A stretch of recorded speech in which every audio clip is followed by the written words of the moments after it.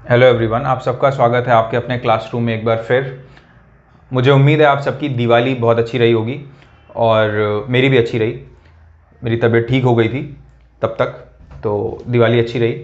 और ये ब्रेक हमारा जो है वो थोड़ा सा लंबा हो गया, हम काफ़ी लंबे टाइम बाद मिल रहे हैं, 12-13 दिन हो गए उसके बाद मिल रहे हैं। बट ठीक है, मतलब ये इस तरह के ब्रेक्स भी आपको रिफ़्रेश कर देते हैं कई बार। और मेरी जो तबीयत है वो ख़राब होने का एक बहुत बड़ा रीज़न ये था कि मैंने ब्रेक नहीं लिया था, काफ़ी एग्जर्शन हो गया था और उस वजह से तबीयत ख़राब हुई। तो अभी मैं कम्प्लीटली, मतलब I am completely fine. And अब हम दोबारा से शुरू करेंगे अपनी लिमिटेशन की पाठशाला, राइट। और मुझे उम्मीद है कि आप लोगों को जो लेक्चर्स, हमारे पुराने जो लेक्चर जितने पसंद आए वही आप आगे भी पसंद आएंगे आपको। और जो आपका रिस्पांस आ रहा है वो हमारे लिए बहुत एनकरेजिंग है। इंडिया के अलावा पाकिस्तान से भी काफ़ी अच्छे मैसेजेस आ रहे हैं, कमेंट्स आ रहे हैं। और ये देख के अच्छा लगता है कि हमारा जो इनिशिएटिव है, हम जो करना चाहते थे वो हम कर पा रहे हैं। और मैं उम्मीद करता हूँ आगे हम और बेटर तरीके से अपना ये जो काम है इसको और कर पाएंगे। तो आपसे मेरी अपील हमेशा की तरह यही है कि आप इस अपने क्लासरूम को, जो आप लकी हैं जो आप तक ये क्लासरूम पहुँच पाया, मैं आपसे ये उम्मीद करता हूँ कि आप क्लासरूम आगे पहुँचाएंगे। एटलीस्ट अपने एक या दो जो फ्रेंड्स हों, जो लॉ से रिलेटेड हों, जो लॉ कर रहे हों या कर चुके हों, आप उन तक आप ये पहुँचाइए और उनको बोलिए कि आगे वो ऐसा करें, राइट। तो धीरे धीरे ये क्लासरूम सब तक पहुँच जाएगा और किसी के लिए भी ये कॉस्ट कभी बाधा नहीं बनेगी, कॉस्ट कभी आड़े नहीं आएगी किसी के सपनों के। अगर किसी को कोई एग्ज़ाम क्लियर करना है, लॉ अच्छे से समझना है, तो वो इस चीज़ के लिए वो इस वजह से डिप्राइव नहीं होना चाहिए ऐसा करने से, क्योंकि उसके पास फीस पे करने के पैसे नहीं थे, राइट। और मैं आपको ये वादा करता हूँ कि अगर आप ये लेक्चर सीरीज़ आप प्रॉपरली फॉलो करेंगे, इस चैनल को आप देखते रहेंगे, जो हमारे लेक्चर्स हैं वो देखते रहेंगे, तो हम यहाँ पे कोई टाइम पास नहीं कर रहे हैं, हम यहाँ पे कोई ऐसे शॉर्ट वीडियोस नहीं डाल रहे हैं जो जनरली लोग करते हैं कि बस आप एडवर्टाइजमेंट के पर्पज़ से कि आप उनके चैनल में गए, आपने उनको देख लिया और फिर उसके बाद आप उनका कोर्स परचेज करिए, राइट। हम ऐसा नहीं कर रहे हैं। हम आपको हमेशा, ये मेरा प्रॉमिस है आपसे कि हमेशा हमेशा इस चैनल पे जो कंटेंट है वो free of cost he available रहेगा। ये चैनल कभी आपसे फीस चार्ज नहीं करेगा, राइट। तो अब हम आगे बढ़ते हैं आज के लेक्चर के साथ, which is section 3 and section 4 of limitation act. देखिए, मैं उम्मीद करता हूं आपके पास आपका बेयर एक्ट होगा जब आप पढ़ रहे होंगे। सेक्शन 3 ऑफ लिमिटेशन एक्ट बात करता है बार ऑफ लिमिटेशन के बारे में, राइट। तो बेसिकली ये पार्ट 2 ऑफ लिमिटेशन एक्ट है। और सेक्शन 3 को अगर हम पढ़ें तो ये कहता है कि subject to the provisions contained in sections 4 to 24। मतलब सेक्शन 3 को कौन कंट्रोल करता है? सेक्शन 3 कंट्रोल्ड होता है बाय सेक्शन 4 to सेक्शन 24। मतलब ये जो सेक्शंस हैं ये कंट्रोल करते हैं सेक्शन 3 को। सेक्शन 3 एक जनरल प्रोविजन है जो एक जनरल बात बोलता है, ठीक। Every suit instituted, appeal preferred and application made, right, after the prescribed period shall be dismissed although limitation has not been set up as a defence, right. तो कोई भी, सिंपल सी बात सेक्शन 3 बोलता है कि कोई भी सूट, अपील या एप्लीकेशन जो टाइम पीरियड, कौन सा टाइम पीरियड? Prescribed period. मैंने आपको जब डेफिनेशन क्लॉज बताया था तो मैंने आपको ये बताया था कि प्रिस्क्राइब्ड पीरियड और पीरियड ऑफ लिमिटेशन में क्या डिफरेंस है। तो प्रिस्क्राइब्ड पीरियड कौन सा पीरियड है? प्रिस्क्राइब्ड पीरियड वो पीरियड है जो शेड्यूल 1 ऑफ लिमिटेशन एक्ट में बताया गया है। शेड्यूल 1 में लिखा हुआ है कि भाई अगर डिफेमेशन कर दिया आपने आपका किसी ने, तो आप उसके अगेंस्ट सूट कब तक फाइल कर सकते हो? विद इन 1 ईयर फाइल कर सकते हो, कॉज ऑफ एक्शन जिस दिन से अराइज हुआ है उस दिन से। तो इस तरह की जो चीजें हैं, शेड्यूल में क्या दिया हुआ है? टाइम पीरियड दिया गया है कि किस तरह का जो सूट है आप कितने दिनों में फाइल कर सकते हो। अपील के लिए भी दिया है और एप्लीकेशंस के लिए भी दिया है।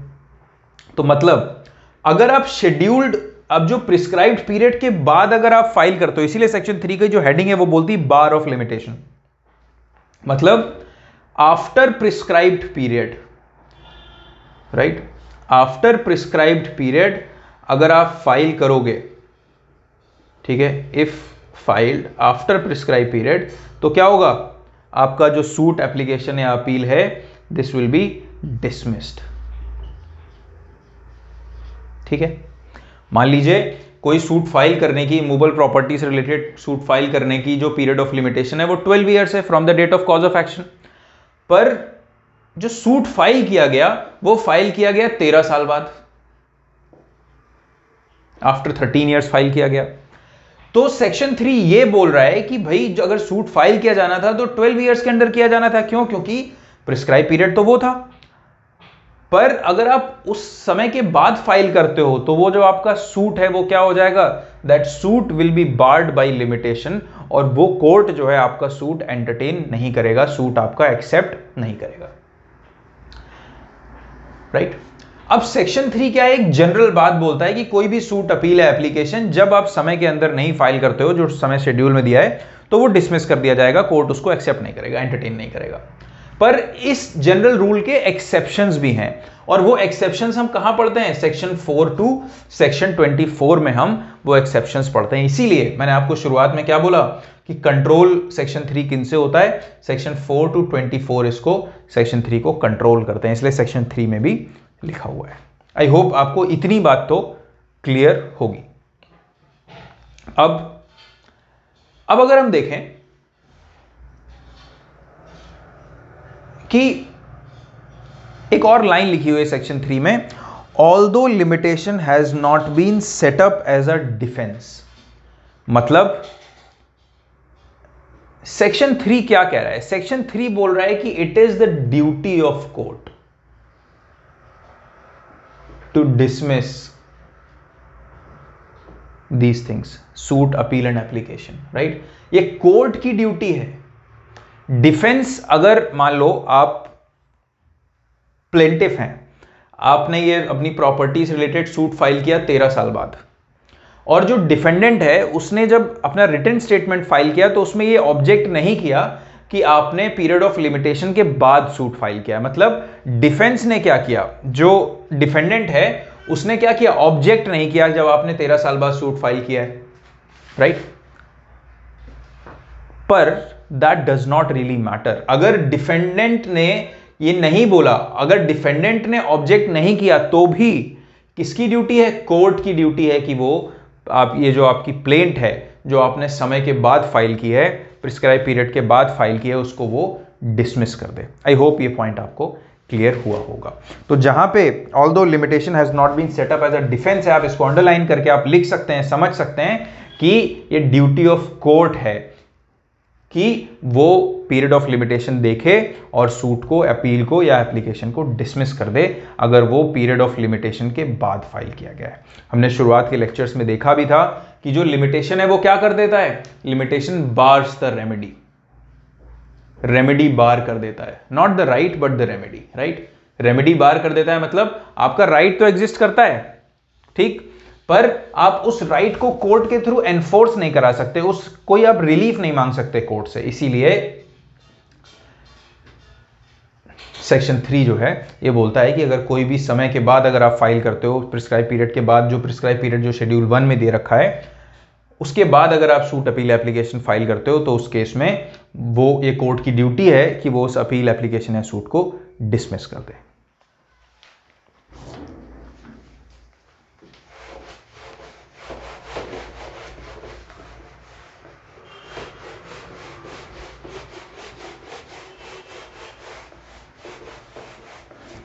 अब हम आगे बढ़ते हैं। देखिए, तो पहली चीज तो मैंने आपको क्या बताई कि ये ड्यूटी ऑफ कोर्ट है। दूसरा, कोर्ट के पास कोई डिस्क्रिशन नहीं है।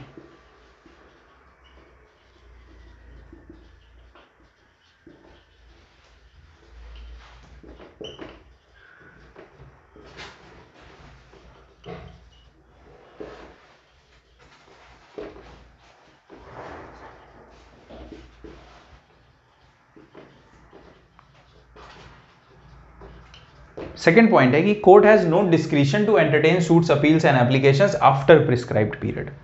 मतलब ये कोर्ट के विम्स एंड फैंसीज पे नहीं होगा कि आज आप कोर्ट में गए, कोई एप्लीकेशन फाइल करने का जो समय था वो 30 डेज था, पर आप गए 90 डेज के बाद, और जज बहुत अच्छे मूड में था, जज ने ब्रेकफास्ट किया था बहुत सही वाला, और वो भी दिवाली की छुट्टियां घर पे मना के आया था।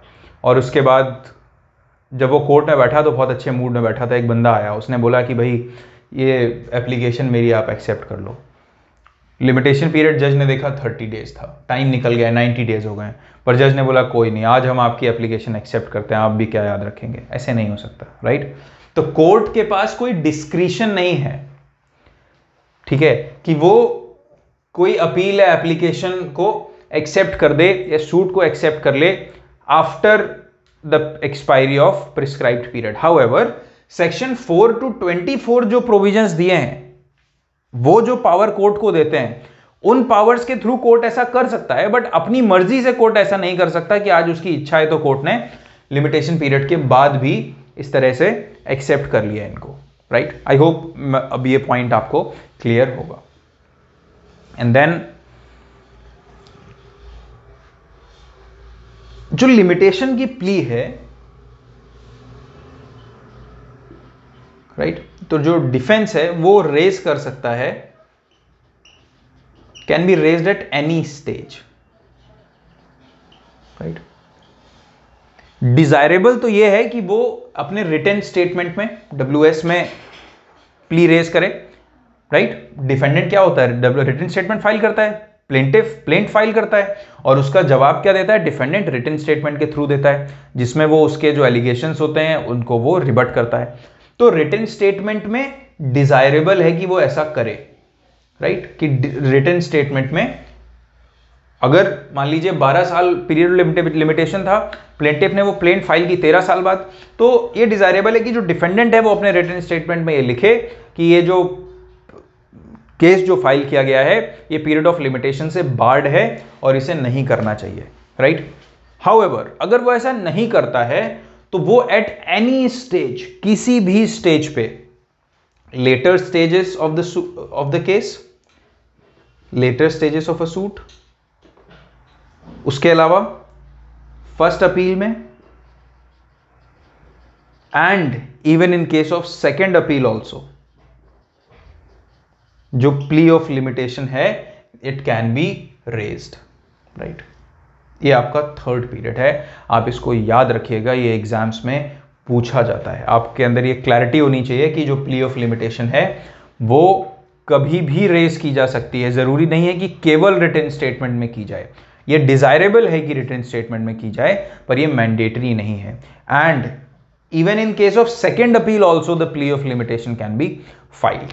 तो ये आप याद रखिए, राइट। ये सारे पॉइंटर्स आपको याद रखने हैं ताकि आपके जो फंडामेंटल्स हैं वो बहुत क्लियर रहें लिमिटेशन से रिलेटेड।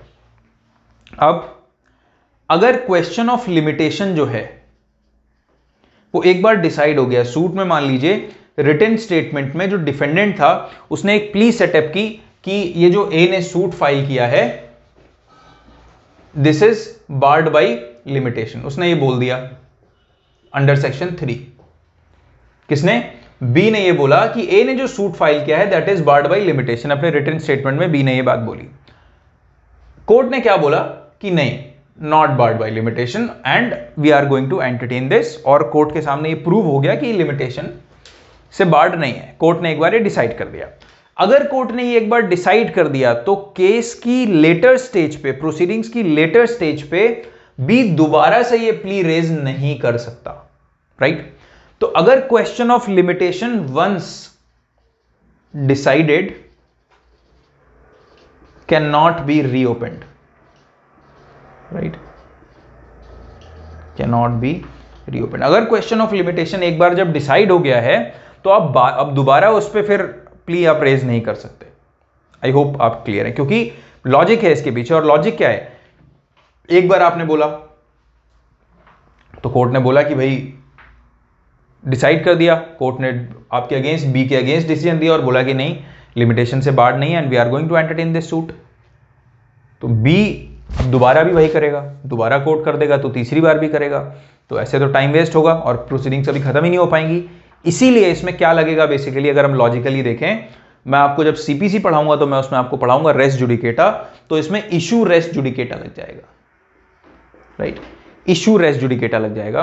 रेस जुडिकेटा क्या होता है? बेसिकली एक सिंपल आप समझ लो आसान भाषा में अभी के लिए, कि अगर मान लो ए और बी के बीच में कोई केस है, वो डिसाइड हो गया है एक, राइट, फिर दोबारा से ए या बी वो केस फाइल करता है कोर्ट में सेम फैक्ट्स पे, तो उस केस में जो दोबारा अगर इन दोनों में से कोई जाता है तो कोर्ट उस केस को, उस प्लेंट को एंटरटेन नहीं करेगा। क्यों? क्योंकि अदरवाइज तो केसेस चलते ही रहेंगे।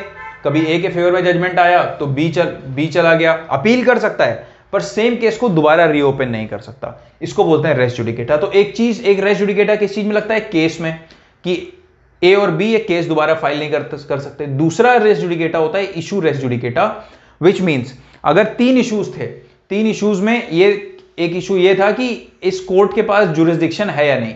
मान लो किसी कोर्ट में गए, ये एक्स कोर्ट है, इस कोर्ट में ये केस फाइल हुआ, अब ये डिसाइड हो गया कि इस कोर्ट के पास जुरिस्डिक्शन है, कोर्ट ने बोल दिया। तो अब एक बार जब डिसाइड कर दिया, तो जब केस एडवांस स्टेज पे है तो दोबारा फिर बी चैलेंज करता है, बोलता है आपके पास जुरिस्डिक्शन नहीं है, तो क्या वो अलाउड होगा? ऑब्वियसली नहीं अलाउड होगा, क्योंकि अदरवाइज अगर आप मान लो एक केस में 3 इश्यूज हैं और उन्हीं इश्यूज को आप बार बार, पहले ए डिसाइड हो गया, 1 2 3 जब डिसाइड हो गए तो आप बार बार चैलेंज कर रहे हो कि नहीं अब 1 जो है वो गलत डिसाइड हुआ है। तो अगर इस तरह से अलाउ किया जाए तो केस वैसे ही खत्म नहीं हो गए। इंडिया में केसेस वैसे ही चलते रहते हैं 30-30 साल तक, राइट। और अगर ये अलाउ कर दिया जाए तो फिर तो कभी खत्म नहीं होंगे। तो इसीलिए यहां पे क्वेश्चन ऑफ लिमिटेशन एक बार अगर डिसाइड हो गया तो उसको दोबारा नहीं, उसको रीओपन नहीं किया जा सकता। आई होप आप क्लियर होंगे इस चीज से। अब जो सेक्शन 3 है, सेक्शन 3 एप्लीकेबल है प्राइवेट इंडिविजुअल्स के against and also against government, and also against government. ये बहुत इंपॉर्टेंट चीज है, ये आपको हमेशा याद रखनी है। आप एक नोट कर लीजिए कि प्राइवेट जो, ऐसा नहीं है कि सेक्शन 3 गवर्नमेंट पे नहीं अप्लाई होता, गवर्नमेंट पे भी अप्लाई होता है। गवर्नमेंट एग्जेम्प्टेड नहीं है कि नहीं ठीक है आप गवर्नमेंट हो तो आपको लिमिटेशन पीरियड हम माफ कर देंगे, ऐसा नहीं है, राइट। तो it is applicable against both, private individuals के लिए भी और गवर्नमेंट के लिए भी। तो जो रूल प्राइवेट इंडिविजुअल्स के लिए है लगभग वही रूल गवर्नमेंट के लिए है। ऐसा नहीं हो सकता कि गवर्नमेंट बोले क्योंकि हम गवर्नमेंट हैं तो 12 साल पीरियड ऑफ लिमिटेशन है पर हम 30 साल बाद फाइल करेंगे और आपको एक्सेप्ट करना पड़ेगा क्योंकि, right, that is not allowed.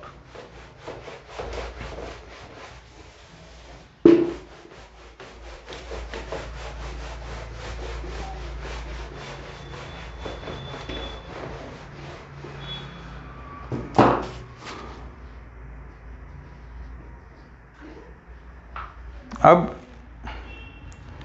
ठीक है, तो पहला जो पैरा था वो ये बात कर रहा था, एक जनरल बात बता रहा था कि जो rule of bar of limitation है उससे रिलेटेड एक जनरल रूल्स वो बता रहा था, जो कि मैंने आपको एक्सप्लेन किया। अब इसका जो सेकेंड सबसेक्शन है वो ये बताता है कि सूट कब इंस्टीट्यूट किया जाता है। यहां पे बोला हुआ है ना कि अगर कोई सूट, कोई अपील या कोई एप्लीकेशन पीरियड ऑफ लिमिटेशन के जो प्रिस्क्राइब पीरियड है उसके बाद अगर फाइल की जाती है तो वो डिसमिस कर दिया जाएगा। तो अब ये सेकेंड सबसेक्शन में बताता है कि सूट कब माना जाएगा कि वो इंस्टीट्यूट हो चुका है, राइट। तो देखिए, for the purposes of this act a suit is instituted in an ordinary case when the plaint is presented to the proper officer, right.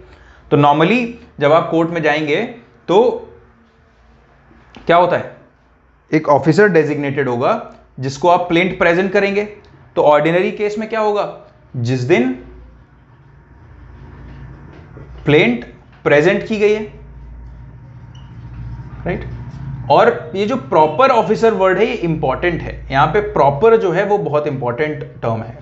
Proper, आप अगर मान लीजिए कोर्ट में गए और कोर्ट में जाके जो बंदा जिसको प्लेंट लेने की जिम्मेदारी नहीं थी, प्लेंट एक्सेप्ट करने का जिसका काम नहीं था, आप उसको दे के चले आए तो आपकी प्लेंट नहीं मानी जाएगी। कोर्ट में केवल एक ऑफिसर जो प्लेंट एक्सेप्ट करने वाला है वही तो नहीं होता है, बहुत सारे लोग होते हैं। आप घूमते हुए गए और आपको कोई भी बंदा दिखा, आपने उसको, कोई क्लर्क था, आपने उसको प्लेंट पकड़ाई और आप चले आए, तो क्या माना जाएगा कि सूट इंस्टीट्यूट हुआ है? ऑब्वियसली नहीं माना जाएगा कि सूट इंस्टीट्यूट हुआ। क्यों? क्योंकि वो प्रॉपर ऑफिसर नहीं है जिसे वो काम दिया गया है प्लेंट एक्सेप्ट करने का। तो आप किसको प्लेंट दोगे? जो डेजिग्नेटेड ऑफिसर है प्लेंट एक्सेप्ट करने के लिए। इसीलिए ये जो प्रॉपर ऑफिसर वर्ड है ये एक्चुअल में इंपॉर्टेंट वर्ड है, आपको इसको ऐसे ही नहीं पढ़ना है, right. Then second, in case of pauper, pauper कौन होता है? पॉपर वो इंसान होता है जिसके पास कोर्ट फीस जमा करने के भी पैसे नहीं होते हैं, राइट। जब भी आप एक सिविल सूट फाइल करते हो तो आपको कोर्ट फीस जमा करनी पड़ती है, और कोर्ट फीस जमा करने के भी अगर आपके पास पैसे नहीं हैं तो आप क्या कर सकते हो? पॉपर सूट फाइल कर सकते हो और कोर्ट को यह बोल सकते हो कि सर मेरे पास पैसे नहीं हैं, आप in the interest of justice मेरी एप्लीकेशन आप एक्सेप्ट कीजिए। तो सीपीसी में इसके लिए प्रॉपर प्रोसीजर है पॉपर सूट का, जो कि मैं आपको पढ़ाऊंगा, ठीक है। आपको मैंने अभी के लिए पॉपर सूट का मतलब बता दिया। तो अब पॉपर के केस में, अगर पॉपर सूट का केस है, राइट, तो उस केस में कब माना जाएगा कि सूट इंस्टीट्यूट हुआ है? जब एप्लीकेशन दी गई कोर्ट को कि आप मुझे अलाउ करो कि मैं एक पॉपर की तरह सूट फाइल कर सकूं, राइट। तो अगर मान लीजिए आपको एक सूट फाइल करना है, पॉपर सूट फाइल करना है, आपके पास पैसे नहीं है वो देने के लिए, कोर्ट फीस देने के लिए, तो आप कोर्ट में एक एप्लीकेशन मूव करोगे और ये बोलोगे कि सर हमें आप मुझे सूट फाइल करने दो इन as a popper, right.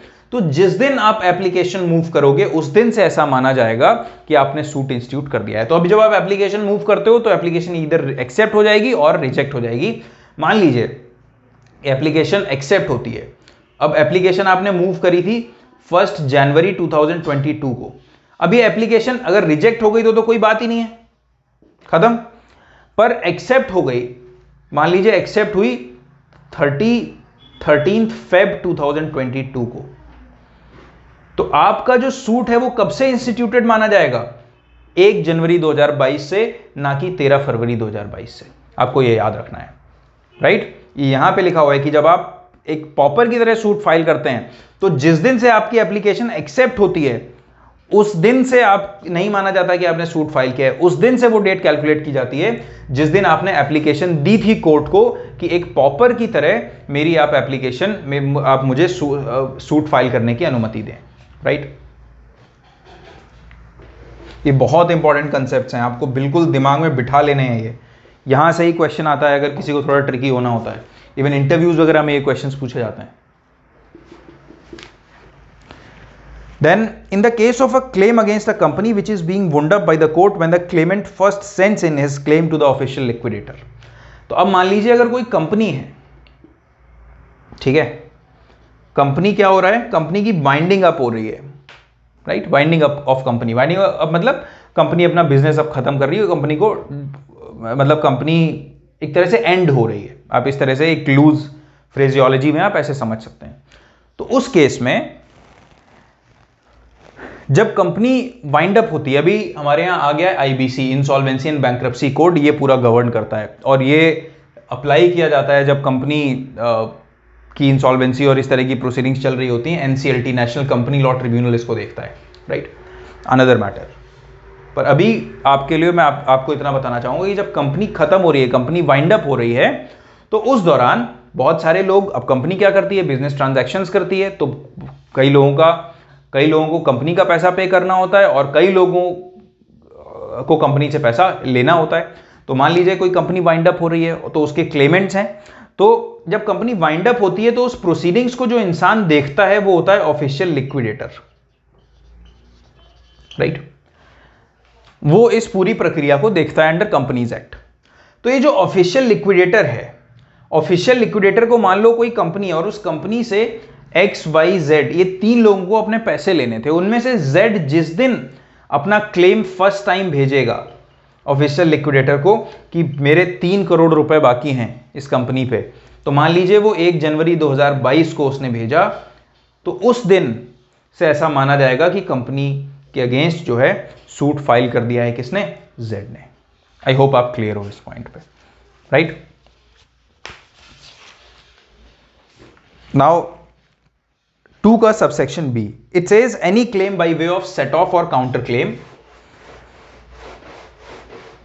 Shell be treated as a separate suit and shall be deemed to have been instituted. बहुत इंपॉर्टेंट है, अगेन आपको कभी नहीं भूलना है सेक्शन 3, इसका एक एक क्लॉज बहुत इंपॉर्टेंट है। और खासतौर पर यह चीज प्री में अक्सर पूछी जाती है, जो मैं आपको अभी पढ़ाने वाला हूं, मैंने बहुत बार एग्जाम में देखी और लोग गलती करते हैं इस पर।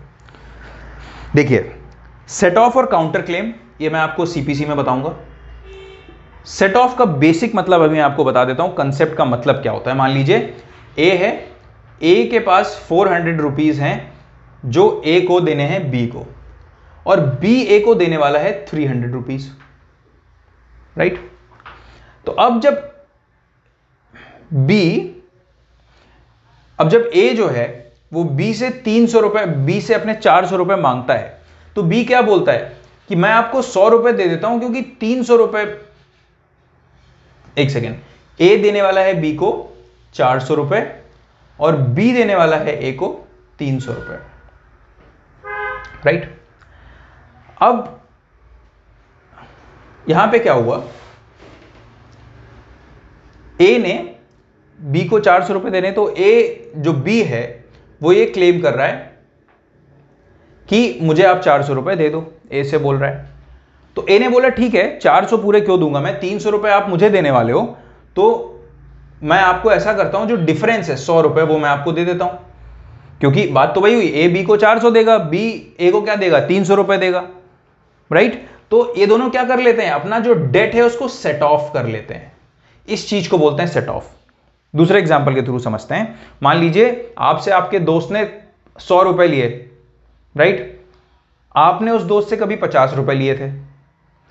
अब आप अपने दोस्त से मांगते हैं 100 रुपए, तो वो आपको बोलेगा कि भाई 50 रुपए तो मैं तुझे पहले ही दे चुका था, 50 और ले ले। इतनी सिंपल सी बात होती है सेट ऑफ। अगर आप इसको नॉर्मली समझेंगे तो ये मतलब होता है इसका, राइट। अब दूसरी चीज होती है काउंटर क्लेम, पर हां जब हम सीपीसी में पढ़ेंगे तब डिटेल में पढ़ेंगे, तब आपको रियलाइज होगा कि ये इतना सिंपल नहीं है, कंसेप्ट सिंपल है जो इसका मतलब है। अब काउंटर क्लेम, काउंटर क्लेम क्या होता है, देखिए ए ने बी के अगेंस्ट ये बोला कि कोई प्रॉपर्टी है, और इसने बोला कि मैं प्रॉपर्टी का ओनर हूं, किसी पर्टिकुलर प्रॉपर्टी का, और बी ने इलीगल पोसेशन लिया हुआ है, फालतू का कब्जा किया हुआ है मेरी प्रॉपर्टी पे, गैर कानूनी कब्जा किया हुआ है।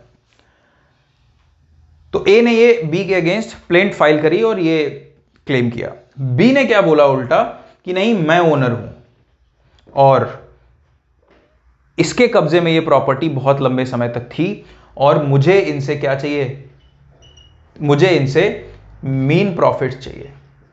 मीन प्रॉफिट्स वो होते हैं जो एक प्रॉपर्टी में, एक तरह के प्रॉफिट्स होते हैं जो किसी पर्टिकुलर प्रॉपर्टी पे किसी को मिले होते हैं। मान लो उसको रेंट मिला है, ए की प्रॉपर्टी है और बी ने कब्जा किया हुआ है और बी को 1 साल तक बी ने रेंट रिसीव किया, राइट। तो वो रेंट जो होगा वो एक तरह से मीन प्रॉफिट्स है, जो जिसके लिए ए इंटाइटल्ड है, क्योंकि प्रॉपर्टी किसकी है, ए की।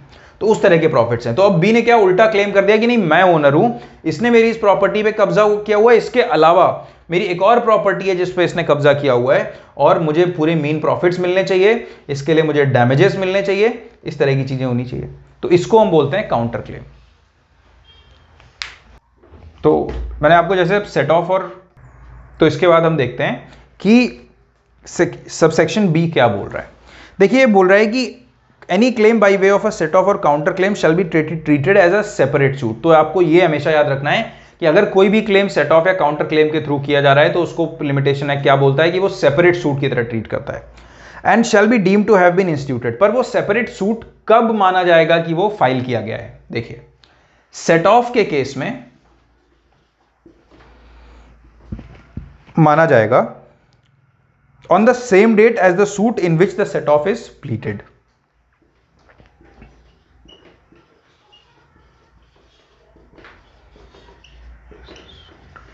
राइट। अब इसका क्या मतलब है, मान लीजिए ए ने बी के अगेंस्ट सूट फाइल किया था कि मुझे आपसे 4 लाख रुपए चाहिए, ठीक। ए ने बी के अगेंस्ट सूट फाइल किया था, बी ने क्या किया और सूट फाइल किया 1 जनवरी 2022 को। बी ने क्या किया, बी ने रिटन स्टेटमेंट फाइल किया और ये बोला कि, और रिटन स्टेटमेंट कब फाइल किया, 28 जैन 2022 को फाइल किया, और ये बोला कि 4 लाख नहीं, ऑलरेडी मैं तुम्हें मुझे 3.5 लाख पे करने, तो मैं आपको केवल 50,000 रुपए पे करूंगा, राइट। तो उसने सेट ऑफ एक्चुअल में कब प्लीट किया? 28 जनवरी 2022 को, राइट। पर यह माना जाएगा कि किस दिन वो प्लीट किया गया है? 1 जनवरी किस दिन सेपरेट सूट जो है, और सेट ऑफ क्या होता है? एक सेपरेट सूट होता है। तो अगर उस हिसाब से देखें तो एक सूट फाइल किया गया 1 जनवरी को और दूसरा सूट कब फाइल किया गया? 28 जनवरी 2022 को। क्योंकि सबसेक्शन बी क्या कह रहा है कि अगर set off or counter claim के किया जा रहा है तो उसको हम क्या मानेंगे? एक सेपरेट सूट मानेंगे।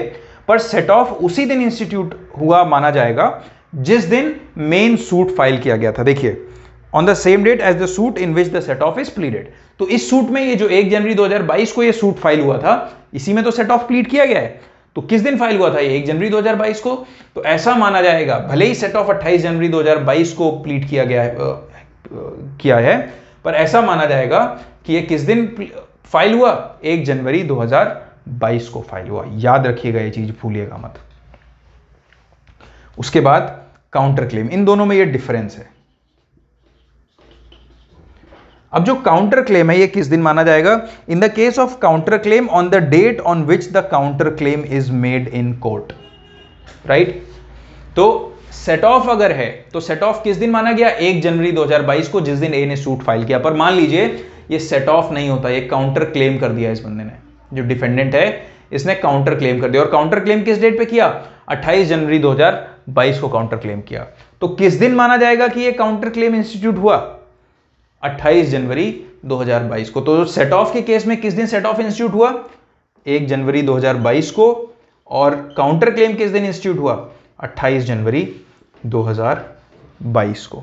आई होप आपको इस एग्जाम्पल के थ्रू ये दोनों चीजें क्लियर हुई होगी, right. And then we come to C, subsection C. An application by notice of motion in a high court is made when the application is presented to the proper officer of the court. अब ये जो application by notice of motion in high court की बात हो रही है कि high court में जब ये एप्लीकेशन मूव की जाएगी तो किस दिन माना जाएगा कि मूव की गई है? जिस दिन प्रेजेंट की जाएगी प्रॉपर ऑफिसर ऑफ कोर्ट को, जैसे कि हमने पहले में पढ़ा था, राइट। ये मतलब जो इंसान वो एप्लीकेशन एक्सेप्ट करने के लिए ऑथराइज्ड है, जब उसको वो एप्लीकेशन प्रेजेंट की जाएगी उसी दिन से माना जाएगा कि जो एप्लीकेशन है वो इंस्टीट्यूट की गई है। अब ये जो application by notice of motion होती है, मैं बहुत ज़्यादा डिटेल में नहीं जाऊंगा, इसमें सुप्रीम कोर्ट के रूल्स भी हैं और अलग अलग हाई कोर्ट के भी जो यूनिफॉर्म सिविल प्रोसीजर रूल्स हैं उनमें ये चीज़ डील की जाती है। अगर आप प्रॉपर रिसर्च वगैरह करना चाहते हैं तो आप देख सकते हैं। पर ये बेसिकली कब फाइल होती है? ये फाइल की जाती है प्रोसीजरल मैटर्स के लिए। मान लीजिए किसी ने फाइल कर दी कि भैया आप एक मीडिएटर अपॉइंट कर दीजिए कि जो जिससे कि डिस्प्यूट सॉल्व हो जाए। तो इस तरह के जो प्रोसीजरल मैटर्स एट हैंड होते हैं उनको डिस्पोज करने के लिए ये जो application by notice of motion ये जो है ये फाइल की जाती है, राइट। तो ये किस दिन मानी जाएगी कि प्रेजेंट की गई है? जिस दिन ये एप्लीकेशन प्रेजेंट की गई प्रॉपर ऑफिसर ऑफ कोर्ट को। तो आई होप आपको सेक्शन 3 कंप्लीटली क्लियर हुआ होगा अब तक। अगर आपको नहीं हुआ है तो आप मुझे मैसेज करके, आपको पता है टूल्स कहां से आप मेरे से क्वेश्चंस पूछ सकते हैं, राइट। मेरा व्हाट्सएप नंबर हर उसमें दिया रहता है, बाकी हमारा ग्रुप भी है, आप उसमें भी पूछ सकते हैं। उसके अलावा मुझे पर्सनली मैसेज भी कर सकते हैं, पर कोई डाउट मत रखिएगा अपने दिमाग में।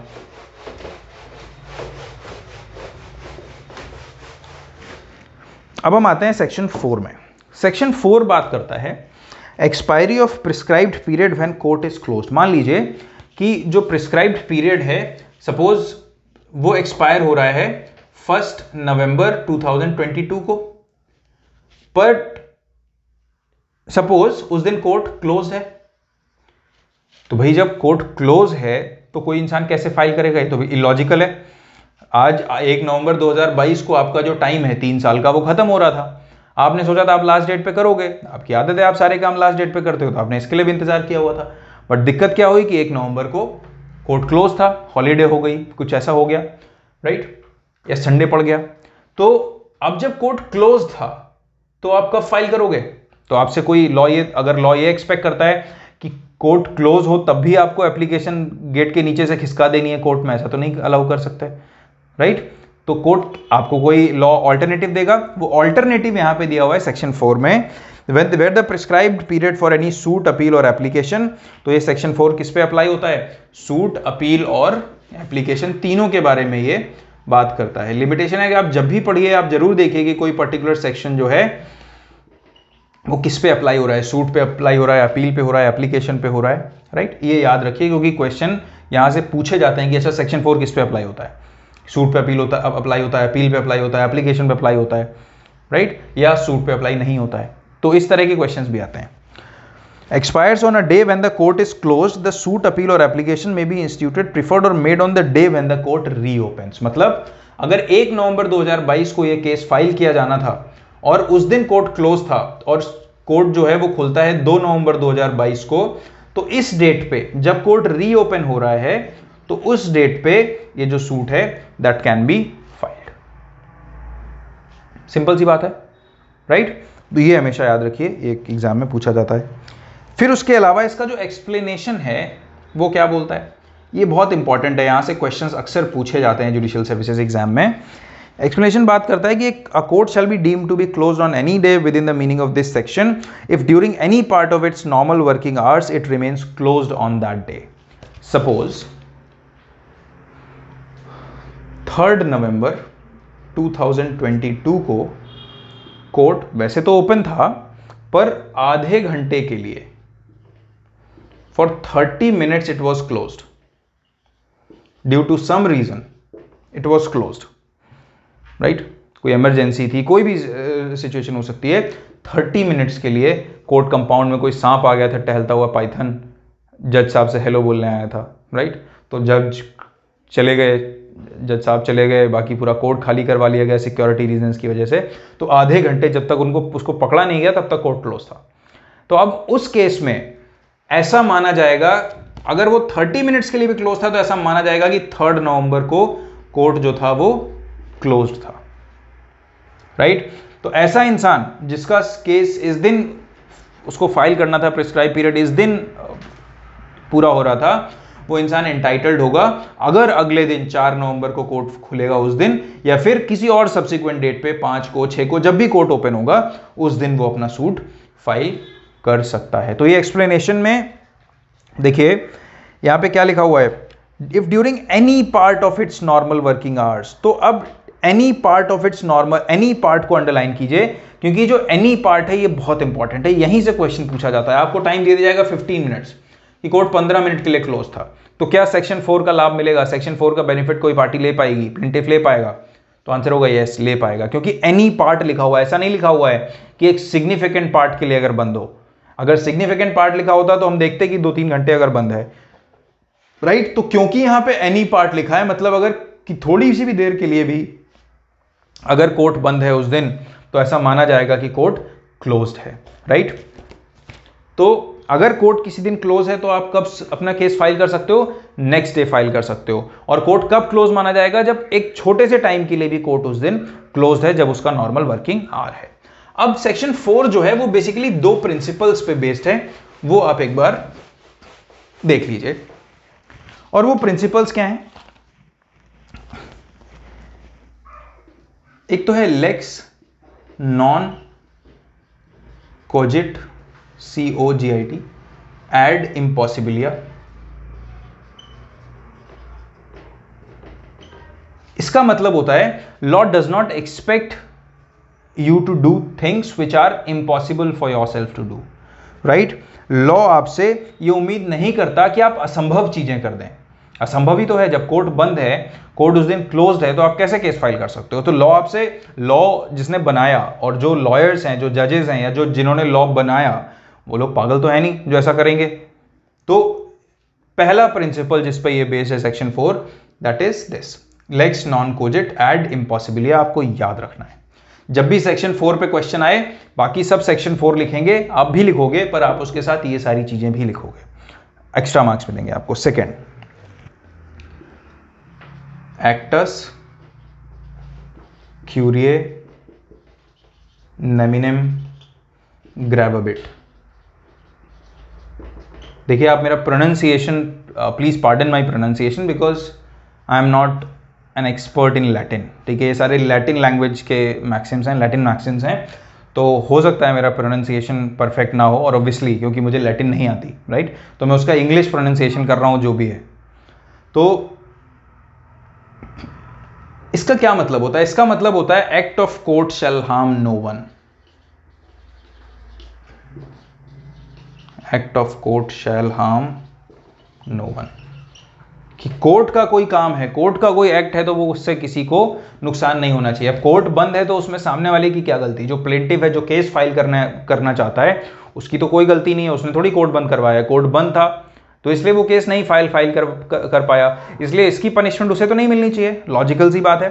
तो इस वजह से ये दो जो प्रिंसिपल्स हैं इन पे बेस्ड है आपका सेक्शन 4, और ये दोनों याद रखने हैं क्योंकि ये पूछ लिया जाता है कि कौन से प्रिंसिपल पे सेक्शन 4 बेस्ड है, और उसमें ऑप्शन में ये चीज़ें दी जाती हैं, इधर 1 सेकेंड ये, फिर एक ऑप्शन आ जाएगा बोथ ऑफ दीज, फिर नन ऑफ दीज।